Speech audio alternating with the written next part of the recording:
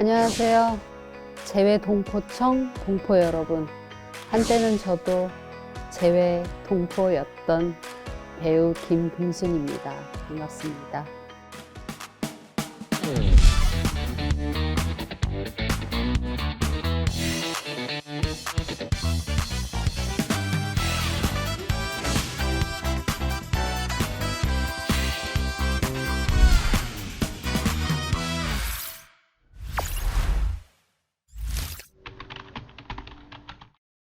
감사함으로 다가오는 시기입니다. 지금 또 저 혼자 다 일한다고 옆에서들 많이 얘기하셔가지고 조용히 자숙하면서 일만 열심히 하고 있습니다. 브라질에 친구가 거기 대학교에 교수로 갔다고 메일이 왔어요. 그래서 너 시간 되면 놀러 와라. 근데 그 메일 딱 받는 순간 브라질은 너무 멀고 그 당시에 저희가 뭐 감히 갈 수 없는 나라여서 친구가 이렇게 메일이 왔을 때 지금 가야지 나중에 갈게 하면 못 가겠다라는 생각이 들었고, 또 그때 제가 공연을 했었는데 공연할 때 판소리 선생님이 계셨어요. 근데 그 선생님도 여자분이시고 저와 또 되게 친하게 잘 지냈고, 저도 선생님한테 조금 판소리를 배우고 있는 상태에서 그 메일을 받았고, 제가 선생님을 유혹했죠. 선생님, 브라질에 한번 가보실래요? 거리 공연을 한번 해볼까요? 막 이렇게 했는데 선생님도 그때 이제 저보다 좀 어리세요. 그래서 그럴까요, 선배님? 그러고 이제 저희가 출발했습니다. 가서 거리 공연은 뭐 전혀 못하고 위험하니까 거기 한인회와 거기 브라질 상파울루에 있던 한인 연극 그 단체하고 이렇게 또 연결이 돼가지고, 아시겠지만 우리 재외동포분들은 이제 각 교회마다 그 무대들이 있잖아요. 그래서 거기에서 저희가 공연을 다녔습니다. 그때 판소리 공연이 브라질에 처음 왔던 거예요. 어디서 여자 2명이 겁도 없이 나타나서 공연을 한다 그러니까 많이들 오셨고, 진짜 많이 공연 보시면서 많이 우셨어요. 고국에 대한 그리움이 가득 차 있는 분들이 되게 많으셨어요. 그때 동포 사회는 제 기억에는 너무 따뜻했고, 거기는 주로 이제 옷 사업을 많이 하셔가지고 더운 나라고, 그러니까 옷도 되게 막 이렇게 팔 안 맞고 그렇게 입고 다녔었대요. 추울 때도 그냥 얇게 입고 다니고. 근데 우리나라 분들이 가가지고 패셔너블하게 또 하고 겨울에 따뜻한 옷들 만들어서 파시고, 또 그 주변에 남미 나라에서 또 옷을 사러 브라질로 오고 이래가지고 되게 좋았던 걸로 알고 있습니다. 물론 다른 나라들도 다 그 나라만의 문화와 독특한 색깔과 향기들이 있지만 브라질은 좀 더 야성적이다, 야생적이다. 네, 사람들도 되게 양면을 가지고 있고 친절하고 가족처럼 너무 뜨겁다가 돌변하는 부분도 있고, 그리고 먹을 게 풍부해요. 인심이 좋아요. 네, 색깔이 화려하고 원주민 분들이 되게 건강해요. 튼튼하고 거의 또 여름엔 벗고 다니시고.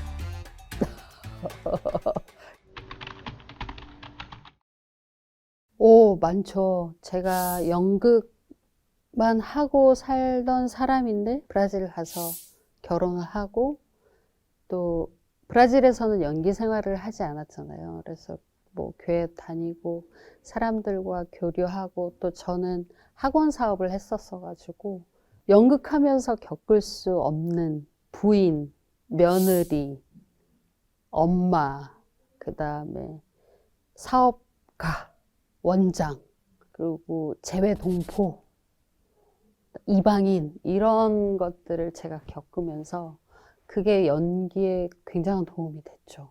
사업을 하면서 돈을 벌고 누군가에게 또 월급을 주고, 이런 또 관계성들이 되게 디테일하고 저희가 그냥 하나하나 설명하지 못하는 그런 많은 감정들이 교집합처럼 막 이렇게 퍼져 있잖아요. 그런 것들이 되게 연기에 도움이 많이 되죠. 저는 그 브라질에서 연기하지 않은 그 시간 동안 내가 언젠간 연기를 해야지라는 생각을 해본 적이 없어요.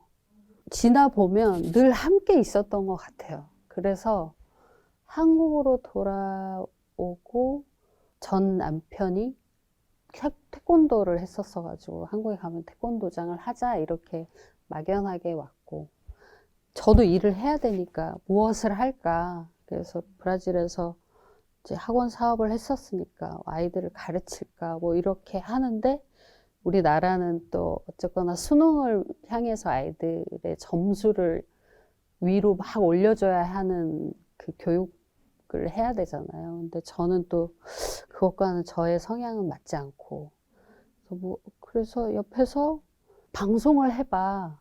연극하기에는 이제 너무 연극하면은 살림 보탬이 안 되니까 너무, 내가 배웠던 거니까 하던 거니까 해볼까? 그러고 이제 썼죠. 그때부터 이제 단편 영화나 어떤 작은 역할들도 가리지 않고 했죠. 했더니 진짜 연극과는 다르게 페이를 주시더라고요.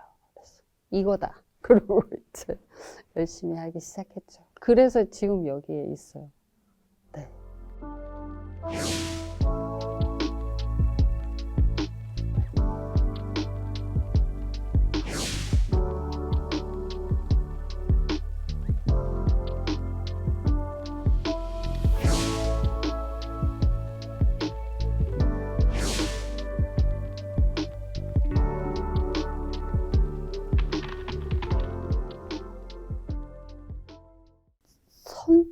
선택을 한다기보다 저는 지금도 그렇게 생각해요. 작품이 나를 선택한다.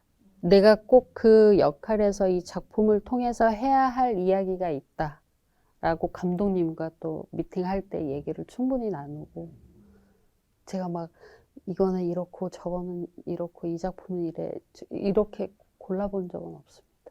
너무 감사하게 좋은 작품들이 정말 많이 저를 만나줬어요. 그래서 열심히 할 수밖에 없었습니다. 매번 하는 것 같아요. 그래야지 저도 그 배역으로 그 작품 하는 동안 살아있는 거고, 저는 이제 아르바이트 할 때 설거지 아르바이트를 하고, 기계 막 이렇게 넣잖아요. 이렇게 속도가 되게 중요하고 굉장히 단련돼 있는데, 단편 영화에 갔는데 이제 감독님이 제가 하는 씬이 있어요. 설거지하고 기계 넣고 빼고 이게 역할에서 이거를 하나하나 설명을 다 해주시는 거예요. 그래서 내가 감독님 제가 이거 좀 할 줄 알아요. 괜찮아요? 그래서 이제 슛 들어가서 이렇게 투둑투둑투둑 했어요. 늘 하던 대로 했더니 그 설거지 하는 씬에 이게 박수를 받을 일이에요? 이렇게 박수 받았죠. 생활의 모든 그 일상들이 다 연기할 때 함께 공유할 수 있는 순간들인 것 같아요. 네, 모두가 또 살아가는 이야기잖아요. 그때는 진짜 그 대본이 너무 좋았어요. 시나리오가.